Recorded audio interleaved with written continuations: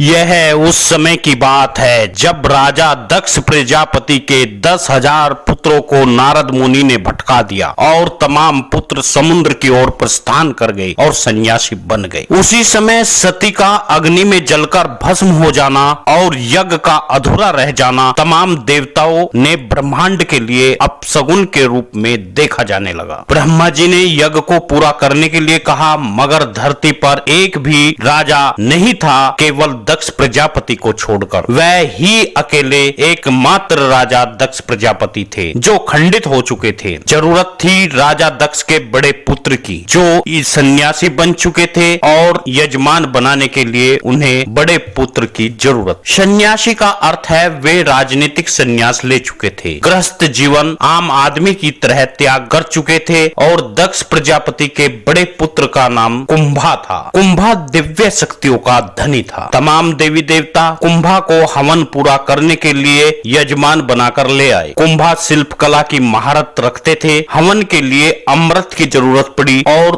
उसके लिए एक चार की जरूरत पड़ी। एक विचार विमर्श हुआ। एक ऐसे बर्तन की जरूरत थी जो हवा, अग्नि, धरती, आसमान, पानी पांचों तत्वों से मिलकर बना हो। ऐसा बर्तन मिट्टी का कलश हो सकता है जिसमें अमृत अपनी शुद्धता नहीं खोता। कुंभा ने अपने हाथों से एक कलश तैयार किया जिसे कुंभ का नाम दिया गया। आकाश गंगा से जब आकाश मार्ग से अमृत लेकर पहुंच रहे थे कुंभा, उस समय अमृत प्रयाग में छलक गया। वहीं पर हरिद्वार और उज्जैन में भी कुंभ का जल छिड़क दिया और वहीं पर लगना शुरू हो गया कुंभ का मेला, जो सदियों से आज भी अपनी परंपरागत रूप से लगता हुआ आ रहा है। आज भी हिंदू धर्म में मिट्टी के बर्तन को कलश के रूप में रखा जाता है। यह सर्वोत्तम है। यदि माना जाता है मिट्टी का ही हो तो वह सर्वोत्तम होता है, क्योंकि मिट्टी के बर्तन में पांचों तत्वों से मिलकर बनाया जाता है। इस प्रकार दक्ष प्रजापति के ज्येष्ठ पुत्र कुंभा ने समस्त शिल्पकारों के वंश चले। देश में वैज्ञानिक पद्धति व गणित, मौसम की जानकारी के बड़े बड़े ज्ञाता प्रजापति हुए। भगवान दक्ष की पीढ़ी में प्राचेतस प्रजापति, ययाति प्रजापति व भगवान दक्ष की पुत्री ईला से धीमान पैदा हुए। बाद में ययाति प्रजापति, सोम प्रजापति, चंद्र प्रजापति का वंश चला। कुंभा दक्ष प्रजापति के ज्येष्ठ पुत्र थे। यही कारण है कुम्हार अपने आप को